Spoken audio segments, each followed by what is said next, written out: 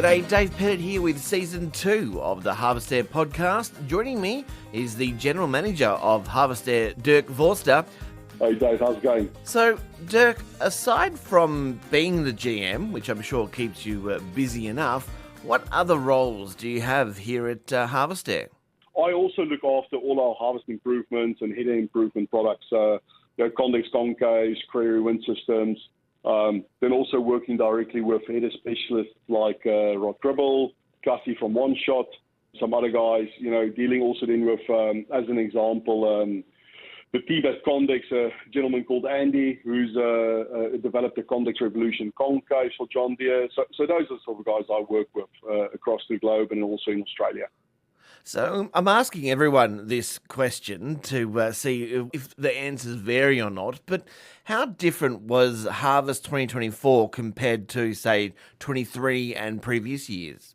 Absolutely immense. Look, I think a couple of factors influenced us last year, right? So a dry start in WA. I remember, and I can't quote the numbers correctly, but an agronomist at Dowran told myself and one of my colleagues that it was the biggest turnaround in WA's fortunes in about 50 years, 5 decades. So that sums it up. I remember driving one day from, we were out in Maresk with the inquiry into the live sheep export debacle. And I was driving to Narrabeen sort of mid-June, if I'm not mistaken. That was almost the first time I saw green paddocks in WA. That's rough. And then if you look at how previous years were, 23 turned out to be pretty ordinary over here in WA. But in 22 and 21 was just absolutely phenomenal. And most definitely, they certainly were. So now, from a product perspective, how different was last year to others for those that are using a wind system? Yes, and I think probably the biggest contrast was up in Chapman Valley, Benue, those sort of areas, where last year guys were telling me that, look, if it wasn't for a wind system, I would not have been able to harvest my crop, right? So one farmer told me with the wind system on, he was getting like 300 kilograms a hectare harvested. And when he turned the air off, there was just nothing. If you contrast that into what I had this year, I was standing up in Chapman Valley sort of early September, and it looked like it was irrigated wheat. Spreading was happening via planes, So what we've seen, the contrast between this year and previous years, was absolutely guys that purchased wind systems in prior years, last year specifically for drought, and early this year with a dry start, a lot of people purchased wind systems from us because they assumed it's going to be a poorer year. They use those wind systems now for a pretty good year. Some areas were still pretty rough, but I mean, we've now seen across two contrasting years that a wind system is not just for drought-affected crops and not just for lupins, So we've picked up some really good test data this year. So, Dirk, farmers who purchased a wind system back in 2019, from memory, harvest was less than 10 million tonnes that year. Yeah, correct. And that's sort of what I alluded to in the previous question. Even farmers who purchased in 2019 has now kept on using those wind systems through good years, average years, poor years. And we've consistently proven that a wind system, one, is not just for pulse crops. And number two, it's not just for sparse crops and short crops, right?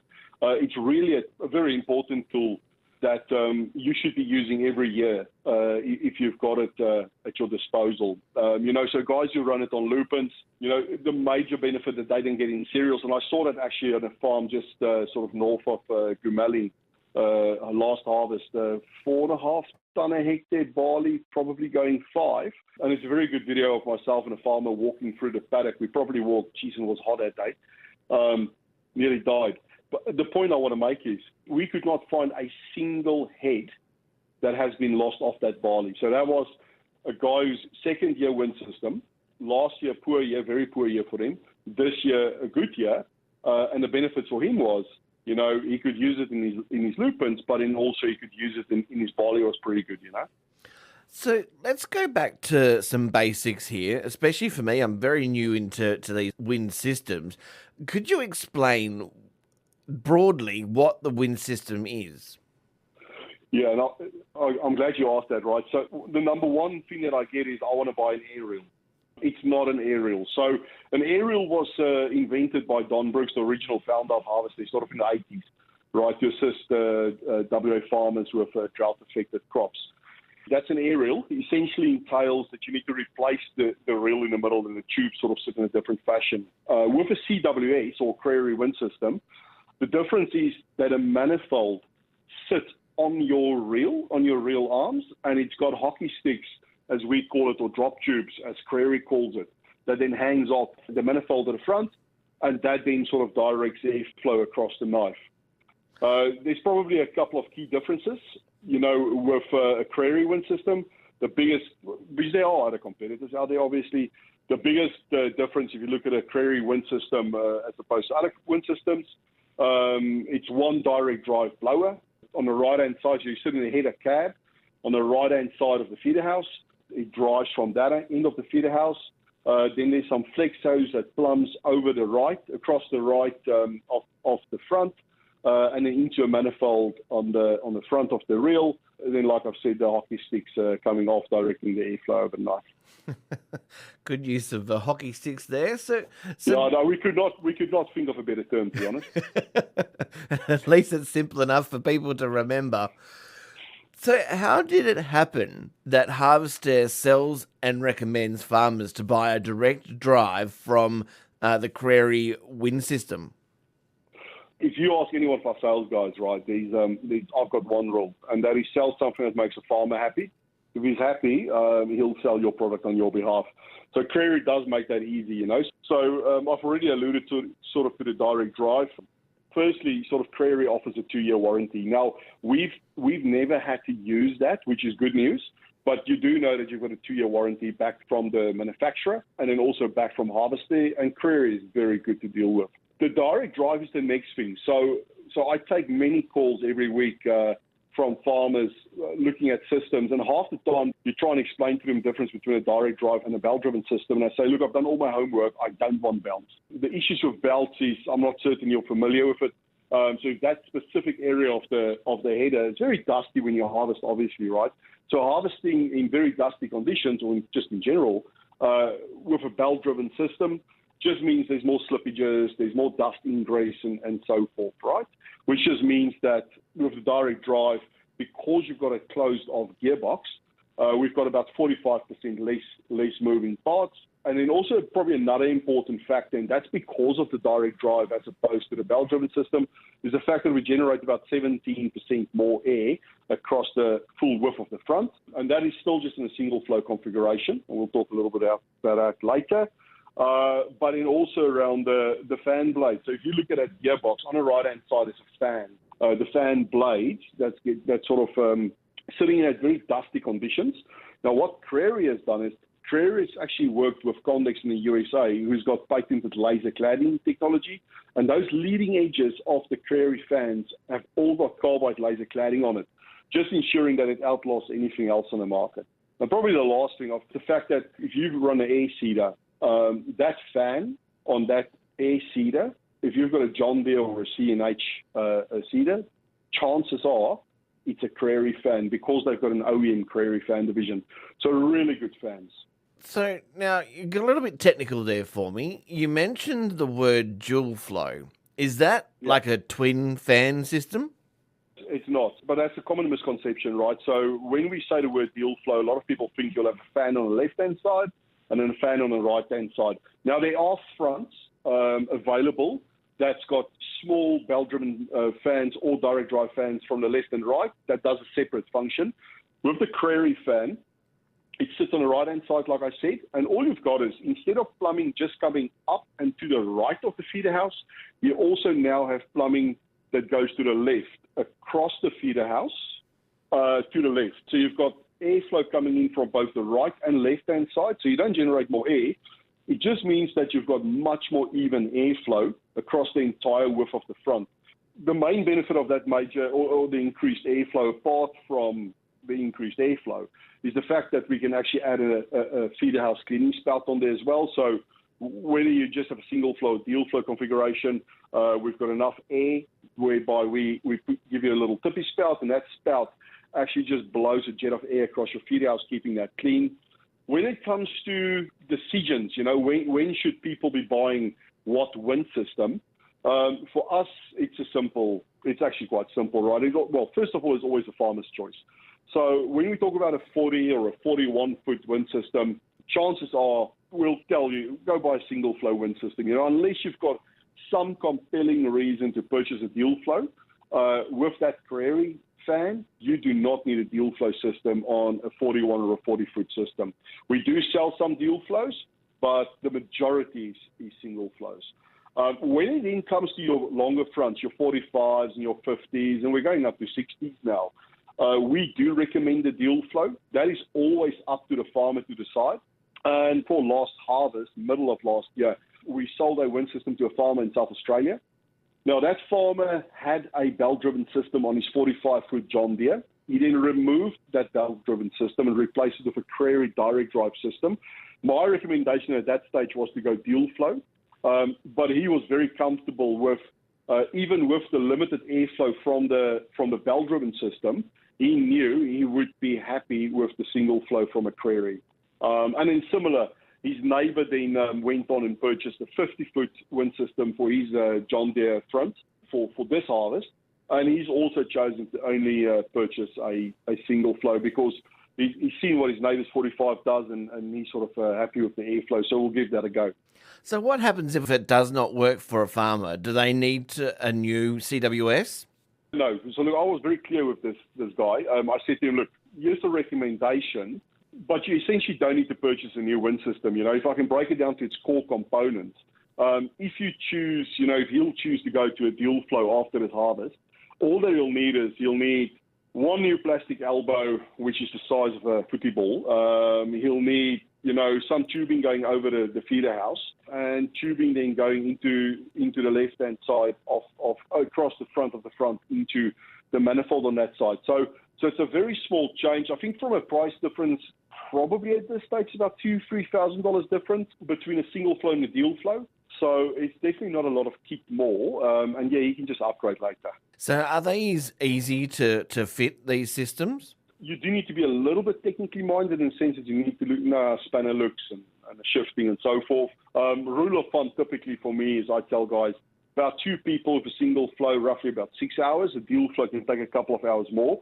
The only one that takes a little bit more time that we found last year is we did a first new FD245 tri-reels that we've done. They've been out for 1 or 2 years more, but it was the first one we've done. And the feedback we got from that mechanic is it took him about a good 12 hours, just to fit. But again, that was on an FD245, and it was the first one we've done in Australia. So you just mentioned tri-reels. Can you explain what they are, what the difference is? Yeah, so MacDon is on the new FD front. They've moved away from a split reels. Let's just use simple numbers here, right? So let's assume you've got a 40-foot front. You'll have roughly 2 sides of the reel, each is 20 foot. With a tri-reel, that 40 is now split into 3 sections. Now, you're getting, I'm not certain if they actually do a 41. I think it's a 41, but it's still a split reel. But on your 45 foot, instead of having 2 pieces of the reel, it's 3 pieces of the reel. Now, what Crary then did is, and this is why it's taken a little bit more time to fit, it is a complete new redesign that the boys did at Crary. They could have just copied and pasted the solution they've got onto the tri-reel, but they've opted for the guys to get a full benefit of the new system, just to do a redesign. So you mentioned earlier that farmers historically purchased wind systems to use on lupins. How well does a direct drive from Crary wind systems work when harvesting pulse crops? Well, to put it bluntly, I actually do not even know how you can consider harvesting lupins without air, to be honest. 4 or 5 years ago when I started with Harvestaire, a farmer once told me, if you grow lupins, you've got to run sheep. I just don't think that argument holds water anymore. At the price of what lupins is, your input cost, the cost of running that header per hour, right, is astronomical. It's imperative that you actually do everything you can to put as much lupins in the bin. And that's the thing, right? So it's those 2 contrasts whereby every piece or every grain that you harvest, get it into a bin. I'm just quoting a farmer that said this to me. Is where he said to me, he'll much, and they run sheep. I think he runs actually a 4,000 or 5,000 bird out in WA, where he said, you know, the change for them was, since he took over the farm, he'll much rather put every grain in the bin and then transfer it in a controlled fashion from the bin to go feed the sheep, right? That's just a better way around it. So what's a few things that stand out for you? This probably links into probably one of the biggest regrets I had last year, you know. So those that follow us on our socials, you know, we went out of our way last harvest to document everything, right? And the one day I chose not to video something. I'll explain to you why, right? So I drove to a concave test site out Condinin, Corrigan, Coolen area. And on my way there, I stopped at a farmer's house or at his farm, at his property, who purchased a wind system. Long story short, he also purchased a set of concaves from me in a caravan park earlier that year of the few beers, which really worked, by the way, as well. And I thought I just want to pop in and say hi because I needed some footage of the header.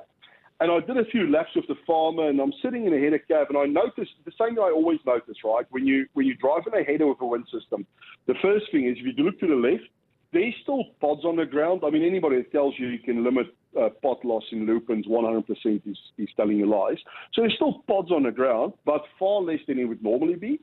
And then the shatter loss, if you're driving a header and you're harvesting lupins, depending on time of day and heat and so forth, you sometimes get those seeds that pop out and just hit the cab. It's almost like you're going through a dust storm, right? That was virtually nothing. There was nothing like that happening. And I noticed, but I didn't notice. You understand what I mean? Got back in a ute. Myself and the digital team drove to another farmer where we were doing concave testing at. No, he didn't have that many lupins, so his program for lupins isn't that big, but he was harvesting lupins as well, exact same front. And I looked to the left, and it's difficult to explain, right, how it shatters against the window. And I said to the header driver, please don't feel offended, but this is bloody. The contrast is absolutely enormous, going from with air on to no air on. It is. I couldn't even explain it to somebody. Now, I only afterwards, and this is why I say it's probably one of my greatest regrets, right? Only afterwards I thought, shit, I should have filmed that. The first wind system sitting there, that I didn't know we were going to be in lupins by the time we reached the second farm. But that was probably the biggest difference that I've seen with air and without air. So, Dirk, have you heard farmers mention that the drop tubes can hit pods and increase shatter loss? I have, and I'll touch on that now. There was, however, the same farmer who asked me that question I've actually been asked by a farmer. So one in Lake Grace, right? So he measured, and this probably links into the same question. He measured his losses, front losses in lupins at about $100,000. His program is just north of 750 hectares. Another farmer who said to me his losses was about $75,000. His program is just shy of 600 hectares. Now, the one in Lake Grace did mention to me that he's heard that those hockey sticks can potentially hit pods. Now, I've not seen it myself. All the headers I've driven, all the wind systems I've noticed and filmed, I've not seen it myself.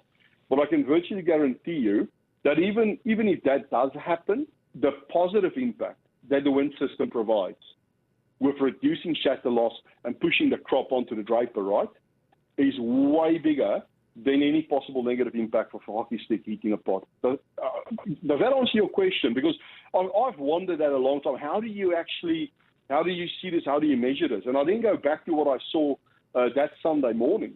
Wind on, wind off. So even in a situation where the hockey sticks on the wind on were hitting the pots, that farmer harvesting without the wind system, his words to me were, you do not even look out of the windows when you harvest lupins. That's how bad it is.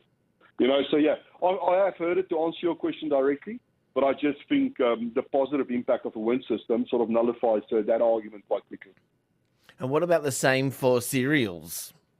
Yeah, that's probably one of the biggest things we set out to do last year. So, you know, lupins, pulses. That's what you hear with wind systems, right? That's what, if you speak to somebody, they say, wind systems are only for pulses. But these guys that kept on using the wind systems for the last 4 or 5 years, 6 years, some of them even, it's them who actually told us about the benefits in barley, the benefits in cereal. Again, on our social media, you can see myself and a farmer walking through the barley field, that one that I spoke about earlier, and there was just no head loss, right? The other benefit with running air, and you don't need to put it on full velocity, right? So you don't need to use that much horsepower in cereals. The benefit mainly, apart from no head loss, also means you can increase your ground speed. It just keeps that cutter bar more clean. And there's actually quite a few videos that we've got online as well, and also the Crary guys, that just shows how evenly that draper feeds with air as opposed to no air. So then, how do your customers now use their direct drive wind systems? That's probably also a good question. And I think, as I said earlier, that it's now a tool that you use on your entire program, in all crops and all conditions. Like a farmer told me, and that's so you'll see our marketing campaign this year for CWS that says you're going to need to buy more field pins. And that's actually a comment the farmer gave me, where I was getting out of the header. I had to go to another farm and, as you say goodbye to everybody, he smiled and said, I now need to go buy more field pins. And I actually texted my marketing manager and I said, Di, I actually think we've got something here. Because that just brings it home, the benefit that it's got. But yeah, across all crops, all conditions, the only one where it's a bit of an exception for me is still in canola. So I've heard different things and so forth. But yeah, all crops, all conditions. But yeah, canola is definitely an exception. So why is canola the exception? What's different there, Dirk? Well, the seed is very fine, right? So it also shatters, obviously, but the seed is very fine. So you can easily, with that air, blow it off the draper or blow it everywhere, if that makes sense, over the front perhaps. I have been told, and there's now several farmers in WA that actually do prefer to use the wind system on canola as well. All you do is you essentially, with the actuators, just get it out of the way completely, and then you can put an air on its lowest level, and they say that just blows over the pods. Now, obviously, and then pushes the pod, it's not a pod, sorry, the canola just pushes it back onto the draper. Now, obviously, that'll be dependent on the height of the canola. We don't recommend that, by the way. I just sort of wanted to highlight that. Our current recommendation is to still, when you direct heat canola, just to remove the manifold. It's a 20-minute job, 2 people, untighten a few bolts, lift it off, hang it somewhere in the shed or put it in the ground or just somewhere nobody can step on it, run over it accidentally, and off you go, So, that's our current recommendation. I ran out of time to test that actually last year, but it was definitely on the cards to go test that.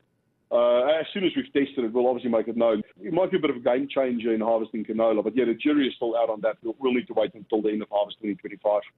Well, we look forward to definitely keeping up to date with that one for sure.